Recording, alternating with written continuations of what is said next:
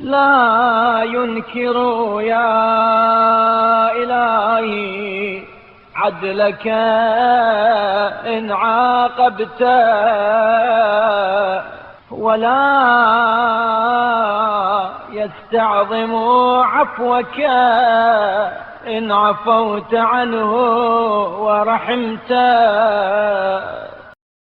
اے میرے معبود، اگر تو اس پر عذاب کرے تو وہ تیرے عدل کا منکر نہیں ہوگا، اور اگر اس سے درگزر کرے اور ترس کھائے تو وہ تیرے عفو کو کوئی عجیب اور بڑی بات نہیں سمجھے گا۔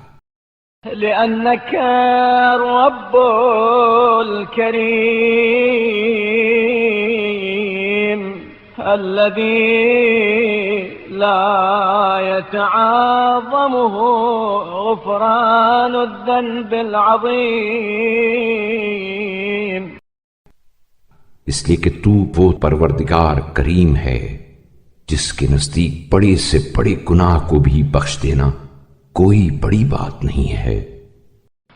اللهم فها أنا ذا قد جئتك مطيعا لأمرك فيما أمرت به من الدعاء. اچھا تو اے میرے معبود، میں تیری بارگاہ میں حاضر ہوں تیرے حکم دعا کی اطاعت کرتے ہوئے، متنجزا وعدك فيما وعدت به من الإجابة إذ تقول ادعوني استجب لكم. اور تیرے وعدے کا ایفا چاہتے ہوئے جو قبولیت دعا کے متعلق تو نے اپنے اس ارشاد میں کیا ہے، مجھ سے دعا مانگو تو میں تمہاری دعا قبول کروں گا۔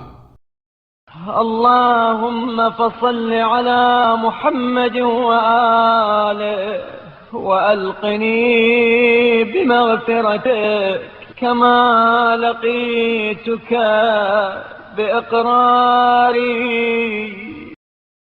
خداوندہ محمد صلی اللہ علیہ وآلہ وسلم اور ان کی آل پر رحمت نازل فرما اور اپنی مغفرت میرے شامل حال کر، جس طرح میں اپنے گناہوں کا اقرار کرتے ہوئے تیری طرف متوجہ ہوا ہوں۔ وارفعني عن مصارع الذنوب كما وضعت لك نفسي. اور ان مقامات سے جہاں گناہوں سے مغلوب ہونا پڑتا ہے مجھے سہارا دے کر اوپر اٹھا لے، جس طرح میں نے اپنے نفس کو تیرے آگے خاک مذلت پر ڈال دیا ہے۔